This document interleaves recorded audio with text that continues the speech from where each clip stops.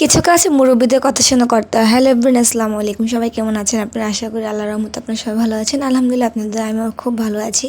তো আমি প্রায় 4 মাস পর একটা বড় লং ভিডিও নিয়ে আসলাম আপনাদের মাঝে। অনেক দিন ধরে আমি লং ভিডিও ছাড়ছি না, বাট আমার পেজে প্রবলেম, অনেক দিন ধরে নভেম্বর মাস থেকে পেজে প্রবলেম। তো ভাবলাম যে আজকে একটু আপনাদের সাথে কিছু কথা শেয়ার করি। তো আমি একটা বিজনেস শুরু করেছি। আমি একটা না, আমি 2টা বিজনেস শুরু করেছি। একটা আমি কাপড়ের বিজনেস, আর একটা হয়েছে পিঠা বানানোর বিজনেস।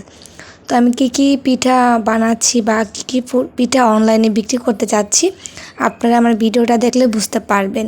তো কিছু কিছু কাজ আছে যে মুরব্বিদের কথা শুনে করতে হয়। মুরব্বিদের কথা শুনে সে কাজগুলো না করলে কিন্তু সে কাজগুলো কখনো সফলতা হয় না।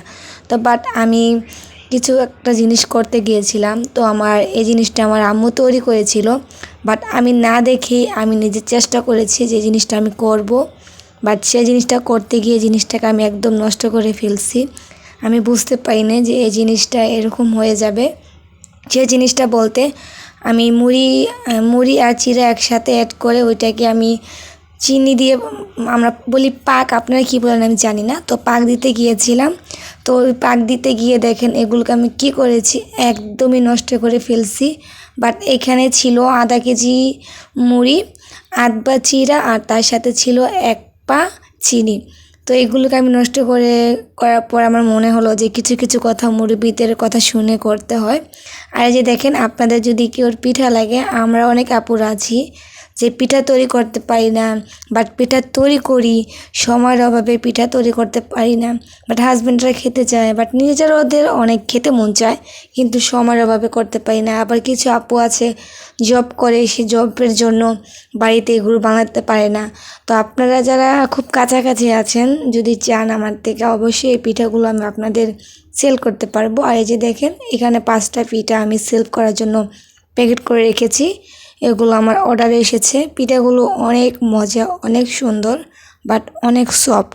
আমি এই পিঠাগুলো আপনারা সামনাসামনি না নিলে বুঝতে পারবেন না যে পিঠাগুলো দেখতে কত সুন্দর, বাট খেতেও অনেক মজা।